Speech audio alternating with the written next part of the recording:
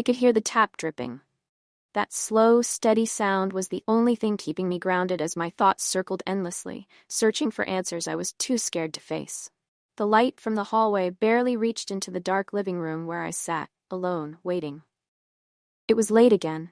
He was late again. At first, it was easy to believe him. Work had picked up, deadlines, clients, late meetings, all of it seemed reasonable, even predictable. But after months of seeing less of him, the excuses felt hollow, as if he was using them to hide something much worse. The first time I felt the shift between us was in the spring. We had always been close, not perfect, but happy enough, or at least I thought we were. We had built a life together, a routine of early mornings, rushed coffee, and evenings spent curled on the couch watching the same shows. It was not glamorous, but it was ours. Then one evening, out of nowhere, he told me he was unhappy. "I just feel stuck, like we are not moving forward," he had said, standing by the window, looking out as if he could not even bear to face me. I remember blinking at him, trying to process what he meant. We had been together for almost 6 years. We were not married, but we were building something, or at least I thought we were. My throat tightened, and I asked him if he wanted to talk about it, if there was something we could do to change things. He sighed long and tired and said, "I do not know. I just need space to figure things out." Space. That word echoed in my mind, sinking deep like a stone in water. It felt like the beginning of something unraveling, but I pushed the feeling aside. He had been stressed lately. Maybe it was just that. I could understand needing time. But then the late nights started. At first, it was once a week, then twice. Soon, it became the norm for him to return after I had gone to bed. He always had the same excuses: traffic, meetings running late, or clients dragging him out for drinks. Each time, my gut tightened, and I would lie awake long after he slipped into bed beside me, his back turned, a cold distance between us. I started noticing the small things. He would avoid conversations about the future.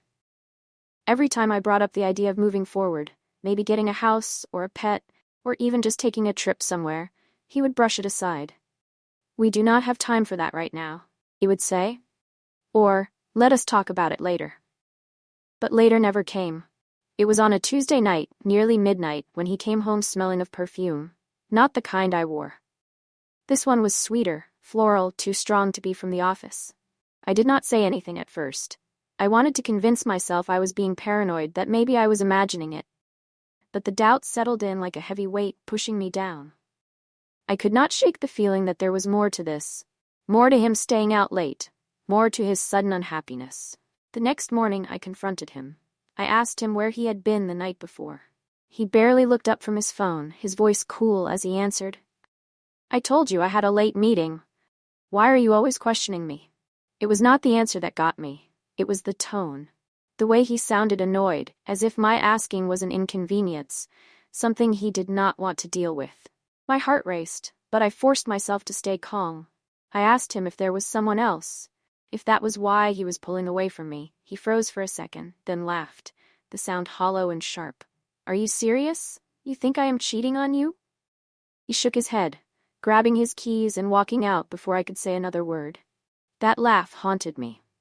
It was not the laugh of someone who was hurt by the accusation, but of someone who found it ridiculous, even amusing. I tried to let it go, but it stuck with me. I started paying more attention to the details. The way he was always checking his phone now, even during dinner. The way he would smile at messages that I never got to see. One Friday night, I decided to stay up. He had not come home by 10, then 11, and I told myself I needed to know. I needed proof. When he finally walked through the door at 1 a.m., he did not even notice I was sitting in the dark waiting. His shirt was untucked, his hair messier than usual. There was no meeting that went this late. I knew it then, without a doubt. I stood up, my voice shaking as I asked, "Who is she?" He turned to me, surprised for a moment, then sighed heavily. "It is not what you think." "Then tell me," I demanded, my heart pounding in my chest. "What am I supposed to think when you come home like this? When you keep pushing me away? I am not stupid." His face hardened, and he looked away, rubbing the back of his neck. "You have to trust me." "Trust you? You are asking me to trust you when you will not even tell me the truth?" We stood there in silence, the tension between us thick, suffocating. I could feel the distance growing. the walls he had put up. He was not going to tell me. He was not going to admit it. That weekend, I checked his phone. I had never done it before, but my desperation outweighed my guilt. It was there, the truth in plain sight. Texts, photos, messages late into the night. Her name was Alicia, someone from his work. Someone I had met at a party once. She had been polite, kind even, but now I saw her in a different light. Her words dripping with flirtation, their plans for secret meetings spelled out in front of me. I felt like I was going to be sick. When he came home that evening, I was sitting on the couch, the phone in my hand. He knew immediately. His face paled, and for the first time, he looked scared. "I can explain," he started, but I shook my head. There was nothing to explain. I had seen everything I needed to see. He had been lying for months, stringing me along, while he built something with her behind my back. "It is over," I whispered, my voice breaking. He stared at me for a long moment, and then something in his expression shifted. He was not apologetic. He was not even sorry. Instead, he said, "I was going to tell you eventually." That was the worst part. He was not sorry he had cheated. He was just sorry he had been caught. In that moment, I realized the man I had spent 6 years with, the man I thought I knew, was a stranger. And the life we had built was a lie. But the twist was not in the cheating. It came days later, when I found out from a mutual friend that he and Alicia had been seeing each other for over a year. They had been planning to move in together, to start a life without me. He had not just betrayed me. He had been planning my replacement long before I had even suspected anything. The silence between us had said everything I needed to know.